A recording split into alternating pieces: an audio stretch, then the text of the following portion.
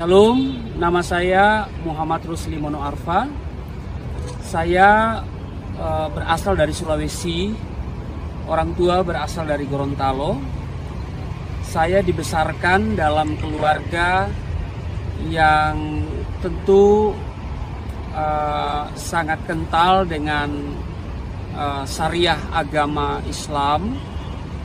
Ayah saya mendidik saya secara baik soal agama, dan karena itu saya pun bertumbuh menjadi seorang penganut agama dengan konsisten dan konsekuen. Saya tidak pernah membayangkan satu saat saya akan jadi Kristen. Bagi saya, Kristen itu tidak menarik. Ya. Saya sebagai orang Muslim atau terlahir sebagai Muslim, saya memiliki prinsip Islami, yaitu seperti yang tertulis di dalam Quran surat Al-Imran ayatnya yang ke-19, Inna dina indaulahil Islam. Agama yang diridhoi, yang diterima oleh Allah hanyalah Islam. Agama lain itu nggak diridhoi, agama lain itu nggak diterima. Ya, karena itu saya menganggap bahwa agama Islam adalah agama yang terbaik. Tidak pernah berpikir untuk jadi Kristen. Jangankan jadi Kristen, bergaul dengan orang Kristen itu saya membatasi diri. Dan saya juga pegang Quran surat ketiga ayat 85, dikatakan waman yabtagi gairal islami dina falan yuqbala minhu wa huwa fil akhirati minal khasirin. Barang siapa mencari agama selain Islam, tidak diterima daripadanya, dan di akhirat dia termasuk orang yang rugi. Jadi saya sangat menyadari kalau saya keluar dari Islam, saya tergolong orang yang rugi. Islam adalah hidup dan mati saya. Karena itu juga dikatakan di dalam Quran surat Al-Imran ayat 102, dikatakan wala tamutunna illa wa antum muslimun. Dan jangan kamu mati kecuali dalam keadaan beragama Islam. Inilah prinsip Islami yang saya pegang. Artinya untuk menjadi Kristen itu sebuah kemustahilan secara manusia. Karena selain tidak menarik Kristen itu bagi saya, ya, Kristen itu juga kafir menurut saya. Kenapa kafir? Karena ya sesuai dengan dalil Quran, di dalam Quran surat yang kelima Al-Maidah ayat 73 dikatakan laqad kafaral ladzina qalu innallaha salisu salasatan. Kafirlah mereka yang berkata bahwasanya Allah salah satu dari yang tiga. Jadi orang Kristen punya Allah itu tiga. Karena ada Trinitas, Allah Tritunggal. Jadi bagi saya Allah Tritunggal itu ya Allah Bapa, Allah Anak, Allah Roh Kudus. Ya. Jadi tiga Allah yang menjadi satu. Maka saya pegang ayat Quran Al-Maidah 73 itu mengatakan bahwa orang Kristen itu kafir. Cocok nih. Ya, Al-Maidah 73 ini cocok untuk orang Kristen. Nah, yang kedua, saya mengatakan orang Kristen itu kafir, agama kafir. Karena dia berkata Allah itu punya anak. Ya. Anak Allah itu namanya Yesus.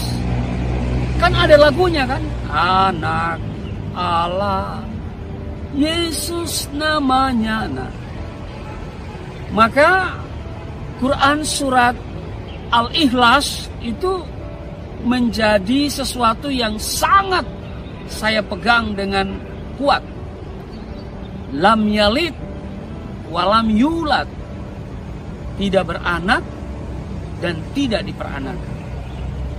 Karena itu kalau orang Kristen bilang Allah itu punya anak, wah ini sesuatu yang bagi saya ya apa ya, kekafiran gitu. Sesuai dengan Quran yang tertulis dalam Quran surat Al-Baqarah ayat 116 dikatakan wa qalu takhazallahu waladan. Ya. Dan mereka orang-orang kafir itu berkata Allah punya anak. Ya. Ini saya pegang. Dan yang ketiga, bahwa orang Kristen itu kafir karena dia menyembah Yesus yang notabene adalah manusia sebagai Tuhan. Ya. Karena itu juga dalil yang digunakan adalah Quran surat Al-Maidah ayat 72 berkata, laqad kafaral ladzina qalu innallaha huwal masihu ibnu Maryam. Ya. Kafirlah mereka yang berkata sesungguhnya Allah ialah Al-Masih, anak Maryam. Nah, ini 3 alasan kenapa saya mengatakan agama Kristen itu agama kafir. Ya, saya nggak tahu yang lain ya. Apakah yang lain juga sama dengan saya yang mengatakan orang Kristen itu atau agama Kristen itu kafir dengan dalil ya Quran yang dipakai sebagai rujukan itu dalam Al-Maidah 73 ya, dalam Al-Baqarah 116 dan Al-Maidah 72. Ya, saya tidak tahu. Tapi inilah yang saya pegang. Ya. Itulah yang menjadi dasar saya mengatakan kepada orang Kristen, Kristen itu agama kafir. Maka sebagai agama kafir, nah ganjarannya adalah ya bunuh. Ya, bunuh. Karena pada akhirnya orang kafir itu juga akan masuk neraka. Nah ini. Jadi saya tidak pernah membayangkan untuk jadi Kristen. Saya tidak pernah terlintas di dalam hati untuk jadi Kristen. Jangankan jadi Kristen, bergaul dengan orang Kristen, saya tidak suka. Karena saya pegang prinsip yang belakangan saya tahu ternyata itu prinsip Alkitabiah. Pergaulan yang buruk merusak kebiasaan yang baik. Nah, pertanyaannya adalah, kenapa saya hari ini jadi Kristen? Saudara, kalau ditanya kenapa saya jadi Kristen, maka ada banyak alasan. Yang pertama, ya karena saya butuh juru selamat. Karena saya tidak dapat menyelamatkan diri saya sendiri. Karena konsep keselamatan di dalam agama saya yang lama adalah ya pertama agama, yang kedua ya beramal saleh, dan yang ketiga yaitu harus melewati jembatan Shiratal Mustaqim. Jadi harus melewati jembatan Shiratal Mustaqim. Nah, tetapi bagaimana saya sampai pada titik ya, bagaimana saya sampai tiba pada titik itu? Yang pertama, saya dijumpai oleh Isa Al-Masih. Saya berjumpa dengan pribadi yang sangat luar biasa. Dari perjumpaan itu, kemudian saya punya kerinduan untuk mengenal dia secara lebih dekat.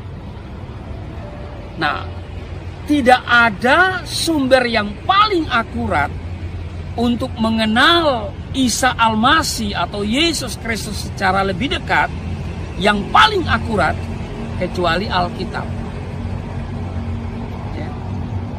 Tidak ada sumber yang paling akurat kalau kita mau mengenal siapa sesungguhnya Isa Al-Masih itu kecuali Alkitab. Nah, untuk mendapatkan Alkitab, apalagi membaca Alkitab, ini bukan persoalan yang mudah. Kalau hari ini ya teknologi sudah sangat canggih, luar biasa, kita bisa download ya, udah keluar semua itu, ya, udah Alkitab, ya, Al-Quran kita download, ya, bisa. Tapi dulu tidak ada, di zaman saya dulu nggak ada kan, ya. Karena itu untuk mendapatkan Alkitab itu bukan sesuatu yang gampang, ya. Gampang, ya, bukan sesuatu yang gampang menurut saya, karena memang kami tidak dianjurkan untuk membaca Alkitab, ya. Tidak pernah disarankan untuk membaca kitab lain selain Al-Quran. Karena bagi saya Alkitab yang ada itu sudah dikorup, ya, sudah diubah-ubah, sudah palsu begitu ya. Karena itu ya sejak kecil saya ditanamkan jangan baca Alkitab. Saya kira sampai hari ini tidak ada ustadz yang menyarankan jemaahnya untuk membaca Alkitab. Tidak ada juga orang tua muslim yang menyarankan anaknya untuk membaca Alkitab. Ya memang tidak pernah disarankan. Tetapi percaya iya. Ya, karena masuk dalam rukun iman yang ketiga. Rukun iman yang pertama percaya kepada Allah, rukun iman yang kedua percaya kepada malaikat, yang ketiga percaya kepada kitab yang pernah diturunkan oleh Allah, yaitu Taurat, Zabur, dan Injil. Ya. Walaupun kami percaya, tapi ya bahwa Alkitab yang ada itu sudah disempurnakan di dalam Al-Quran. Ya. Jadi Injil, ya, Taurat, Zabur, dan Injil itu sudah ada di dalam Al-Quran. Jadi bagi saya membaca Al-Quran itu sudah lebih dari cukup. Ya, tidak perlu harus baca Injil lagi. Ya, baca Quran saja. Ya. Karena itu untuk membaca Alkitab itu sesuatu yang problem bagi saya. Nah, kenapa? Karena itu yang tidak dianjurkan. Yang kedua, kalau ayah saya kedapatan saya baca Alkitab, waduh, ini persoalan ya bisa innalillahi wa inna ilaihi rajiun, ya saudara. Ya. Nah, tetapi kenapa saya harus baca Alkitab? Ya, saudara, untuk membaca Alkitab saya harus kumpulkan keberanian. Artinya saya harus punya alasan yang kuat kenapa harus baca Alkitab. Maka kalau ditanya kenapa Anda baca Alkitab, yang pertama ya karena rukun iman yang ketiga. Rukun iman yang ketiga percaya kepada kitab yang pernah diturunkan oleh Allah. Nah, yang kedua, Saya kasih 3 alasan saja. Kenapa saya harus baca Alkitab? Kenapa saya berani baca Alkitab? Yang kedua, Quran surat Al-Maidah ayat 46. Di sana dikatakan wa atainahul injila fi hudan wa nurun. Allah berkata begini, kami berikan Injil. Di dalam Injil itu fihi hudan, di dalamnya ada hudan, ada hidayah, ada petunjuk. Jadi Quran mengatakan Injil itu ada petunjuk. Waduh, saya bangga punya Al-Quran. Ya, karena ternyata Al-Quran mengatakan Injil itu ada petunjuk. Bukankah kita ini membutuhkan petunjuk dalam hidup ini? Apa yang saudara butuhkan dalam hidup ini? Sebutkan apa kebutuhan, apa yang engkau butuhkan, maka saya akan menjawab dengan satu kalimat pendek. Alkitab atau Injil adalah petunjuknya. Bukan cuma hudan, tapi juga wanurun. Dikatakan dan cahaya yang menerangi. Jadi di dalam Injil itu ada terang. Terang itu artinya jelas. Ya. Maka kalau ada sesuatu yang gak jelas kita jumpai dalam hidup ini, bacalah Injil, bacalah Alkitab, maka semuanya akan jelas. Ya. Alasan yang ketiga, yang kemudian saya berani baca Alkitab, adalah surat Yunus, surat yang ke-10 di dalam Al-Quran ayat 94. Ya. Saya akan bacakan ya supaya supaya tidak salah ya, saya akan bacakan ya. Di dalam Quran surat Yunus ayat 94. Fa in kunta fis saki mimma anzalna ilaika fas'alil ladzina yagra'unal kitaba min qablik. Maka jika kamu dalam kurung Muhammad berada dalam keraguan-raguan tentang apa yang kami turunkan kepadamu, maka tanyakanlah kepada orang-orang yang membaca kitab sebelum kamu. Jadi Nabi Muhammad, Allah suruh bertanya kepada mereka yang membaca kitab sebelum kamu. Kalau ada hal-hal yang tidak dimengerti, yang Allah turunkan dari langit, dari surga. Nah, siapa orang-orang itu? Ini pertanyaannya. Tentu Al-Quran selalu berkata Yahudi dan Nasrani. Nah, kitab apa yang mereka baca? Ya tidak lain dan tidak bukan ya Taurat, Zabur, dan Injil. Wah, ini yang membuat saya kemudian berani baca Alkitab. Ya. Jadi mulailah saya mendapatkan Alkitab, lalu kemudian saya membaca. Waktu saya membaca, wow, saya menemukan hidayah. Ya. Jadi kalau ditanya kenapa Anda jadi Kristen, ya dapat hidayah. Ya. Yang benar itu, kalau ada orang yang murtad dapat hidayah itu benar. Karena pasti dia baca Injil.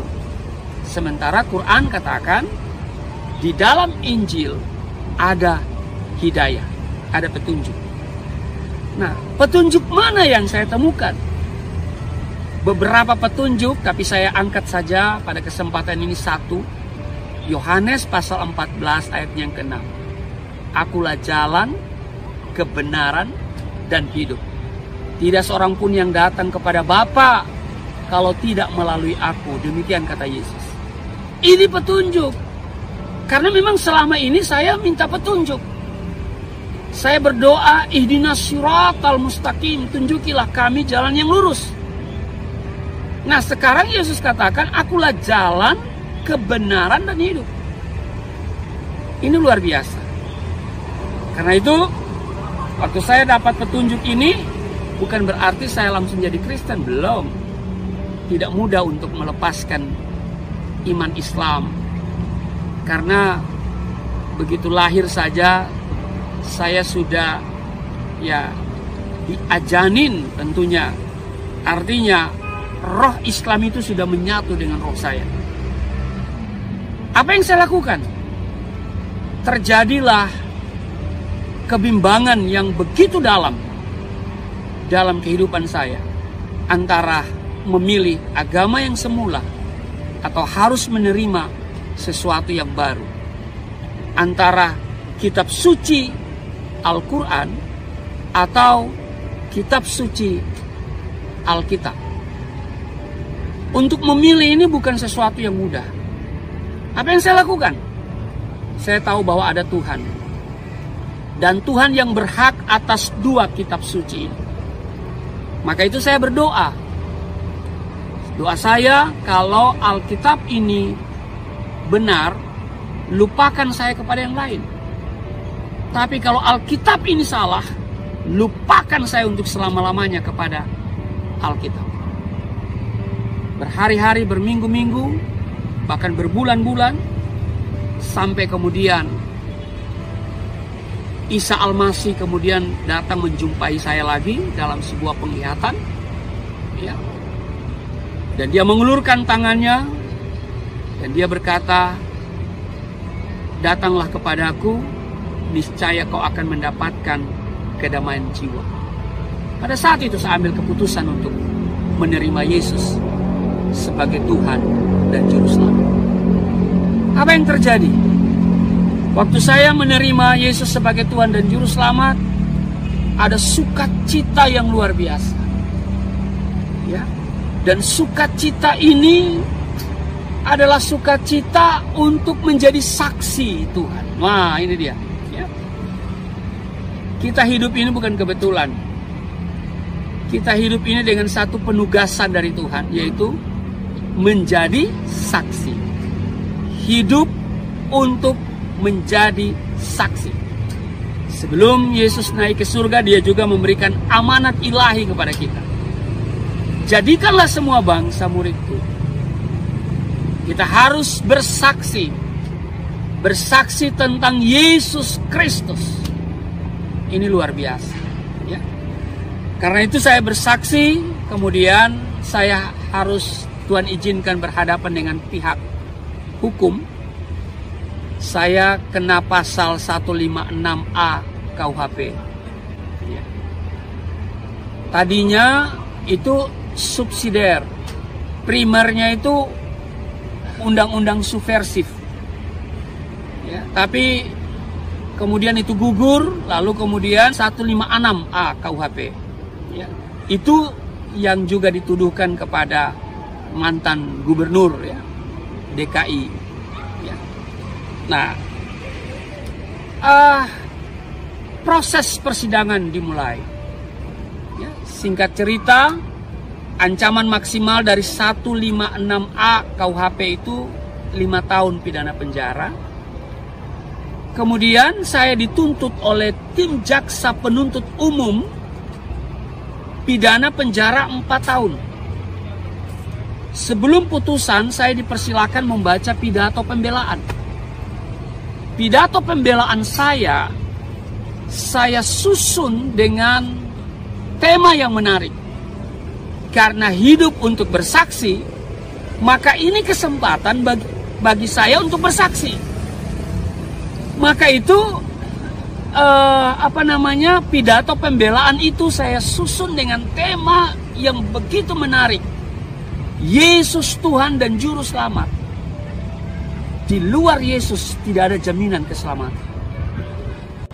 Di akhir pidato saya menyatakan sikap saya, putus tali tempat bergantung, hancur bumi tempat berpijak, keputusanku satu, mengikut Yesus untuk selama-lamanya.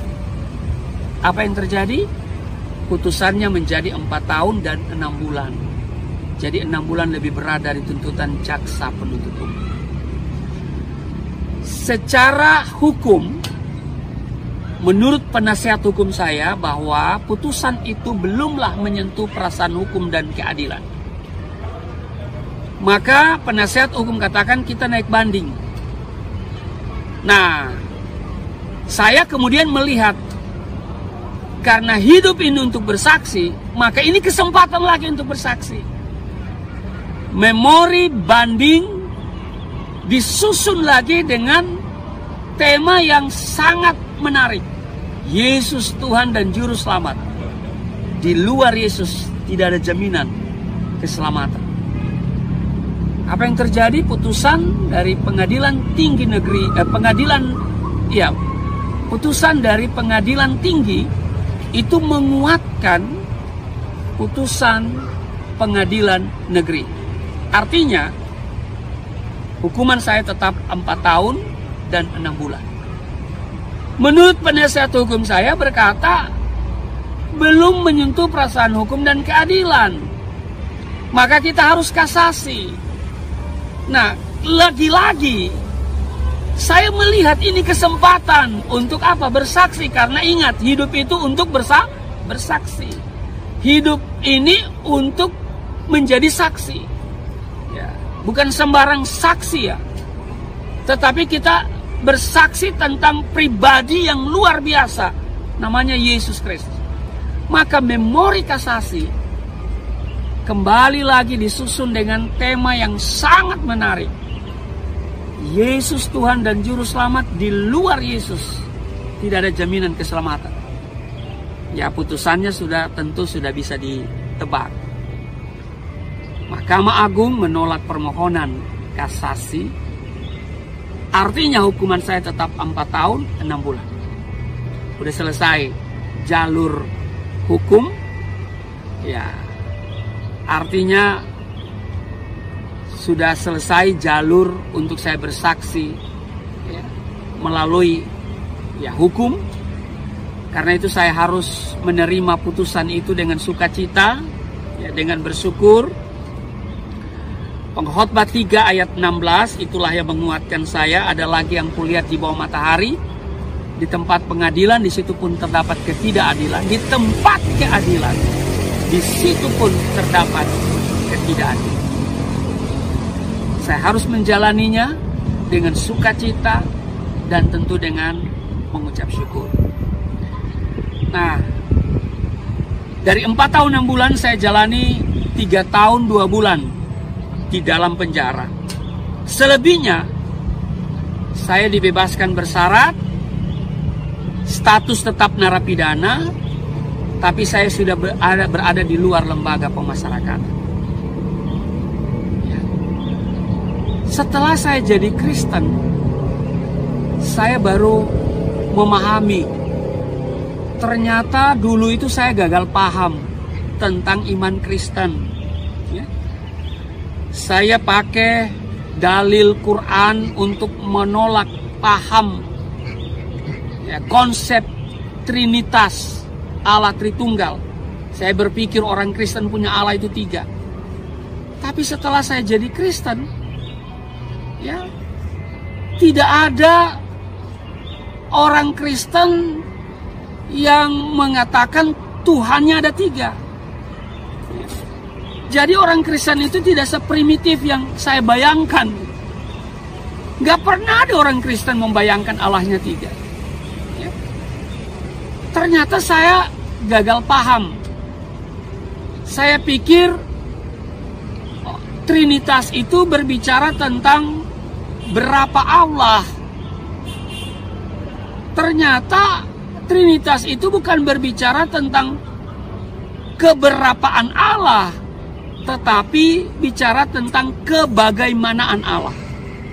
Ya. Dan ternyata setelah saya coba untuk memahami lebih dalam, ternyata Quran surat Al-Maidah 73 itu tidak ada masalah dengan iman Kristen.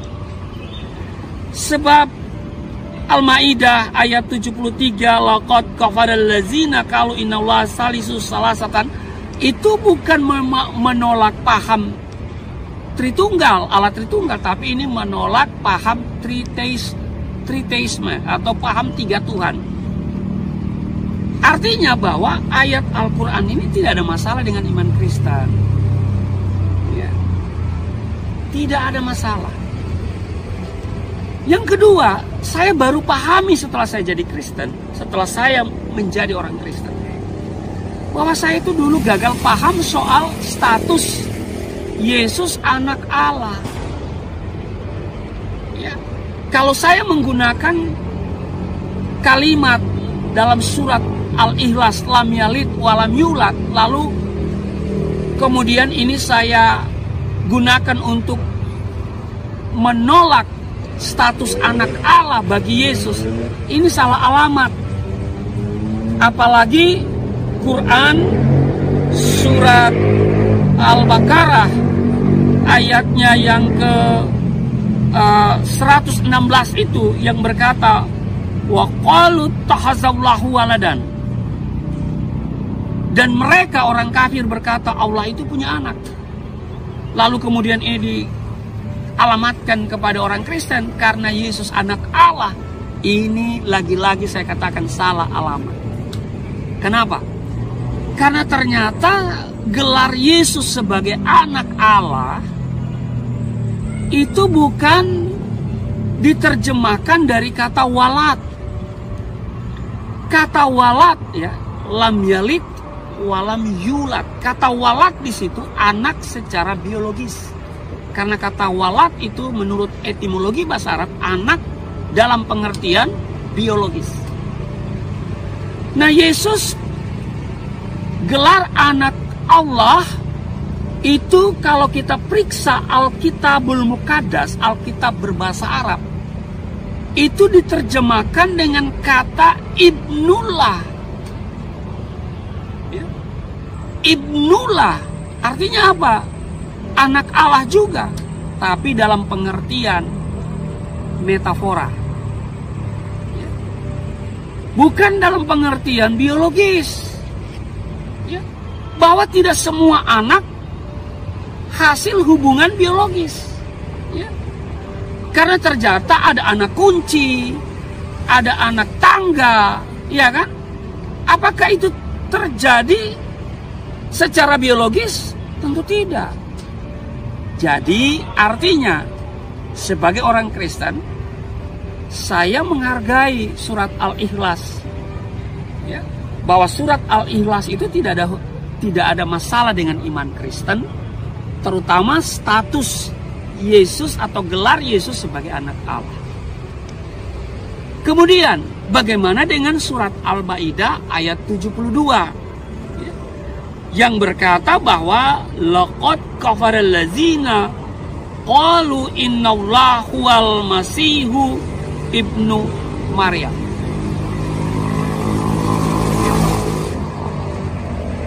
Sesungguhnya telah kafirlah orang-orang yang berkata sesungguhnya Allah ialah Al-Masih putra Maryam. Bahwa orang Kristen itu kafir karena menganggap Yesus itu Allah. Yesus itu manusia. Itu pendapat saya dulu. Jadi kafir kalau ada orang mengatakan Yesus itu Tuhan. Karena itu saya selalu bantah teman saya, ada namanya Semi Dangawa, anak pendeta itu. Selalu saya tanya ke dia, kalau ada ucapan Yesus,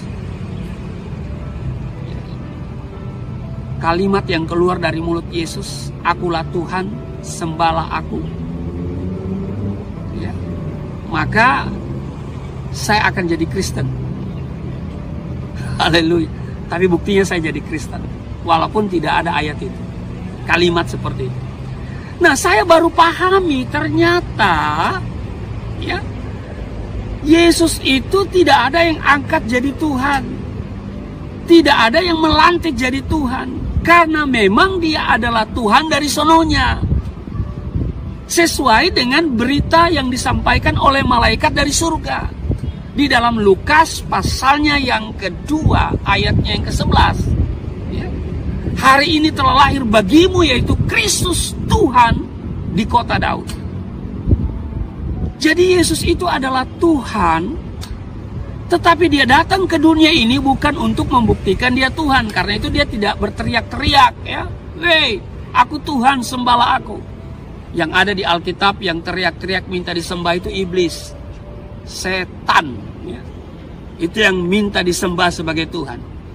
Tapi Tuhan sendiri ya tidak berkoar-koar, ya. Tidak perlu dia berkoar-koar. Saya kasih ilustrasi begini. Jokowi itu dilantik menjadi presiden tanggal 20 Oktober 2019 pada periode kedua. Pada saat itu diproklamirkan bahwa dia adalah presiden. Seluruh dunia tahu. Nah, waktu dia belusukan ke daerah-daerah, dia tidak perlu lagi teriak-teriak, aku presiden, aku presiden, aku presiden. Kan nggak ada. Nggak pernah kita dengar begitu.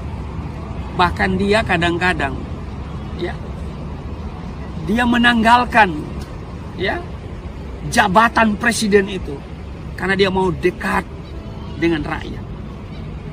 Nah, Yesus itu datang ke dunia bukan untuk membuktikan dia Tuhan. Karena itu dia tidak berteriak-teriak, berkoar-koar, akulah Tuhan, sembahlah aku.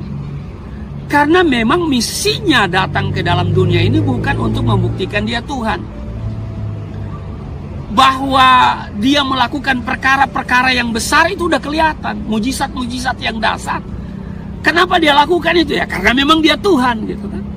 Tapi dia datang ke dalam dunia ini dengan misi yang utama adalah untuk menyelamatkan manusia yang berdosa. Karena itu Alkitab katakan dia menanggalkan keilahiannya, dia kenosis, dia mengosongkan dirinya. Dia mengambil rupa seorang hamba manusia, berbicara dengan manusia dengan bahasa manusia, merasakan apa yang dirasakan oleh manusia. Jadi kalau engkau hari ini merasakan sesuatu yang tidak enak, Tuhan mengerti. Kenapa dia mengerti? Karena dia pernah menjadi manusia. Ya. Nah, jadi saya tidak pernah ragu dengan iman kekristenan saya. Walaupun saya harus membayar 4 tahun 6 bulan di penjara. Saya masuk penjara pertama kali itu dipukul babak belur. Saya tidak mau ceritakan, ya, karena saya sudah hapus, ya. Saya sudah kepahitan itu saya sudah cabut dari kehidupan saya. Saya nggak mau lagi cerita tentang masa susah, ya. Tetapi saya mau tetap bersukacita. Nah, satu hal yang sangat menarik yang saya mau tegaskan di akhir kesaksian saya ini adalah saya begitu kagum dengan keselamatan yang ditawarkan oleh iman Kristen. Keselamatan yang ditawarkan oleh Yesus, ya.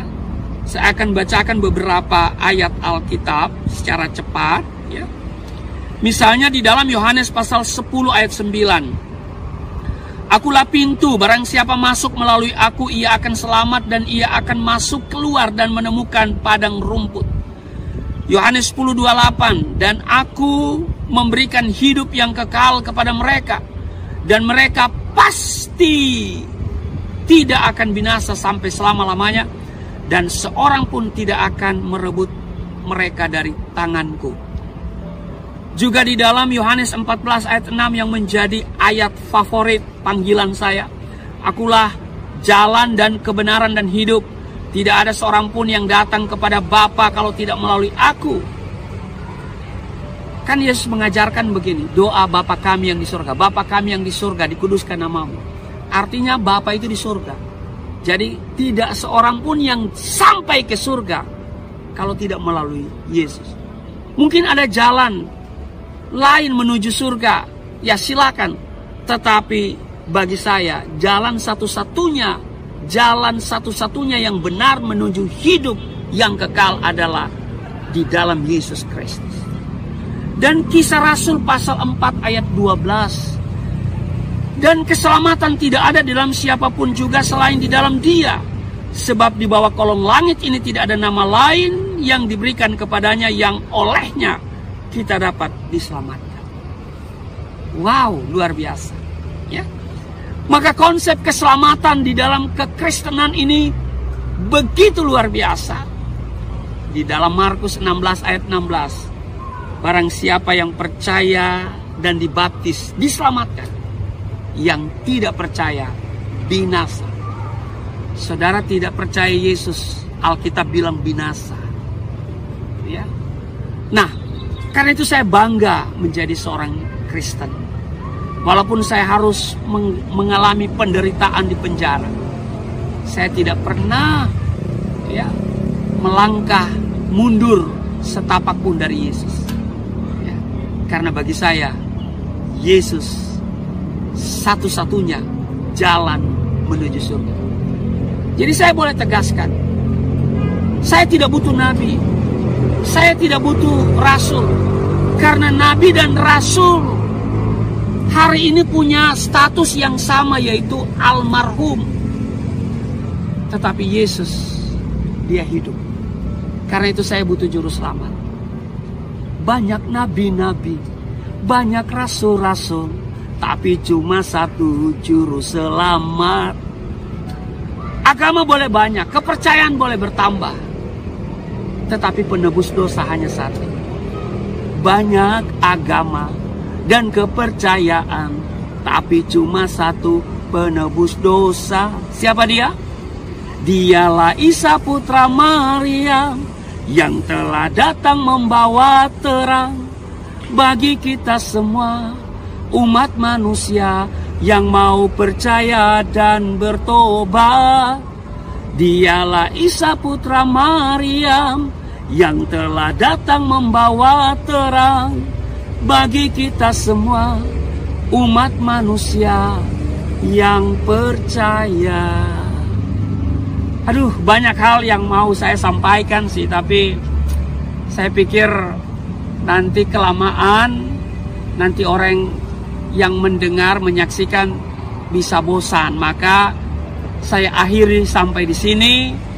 Ya, ingat, hidup ini untuk bersaksi, menyaksikan tentang perbuatan yang ajaib, tentang pengalaman yang sangat pribadi dengan Tuhan.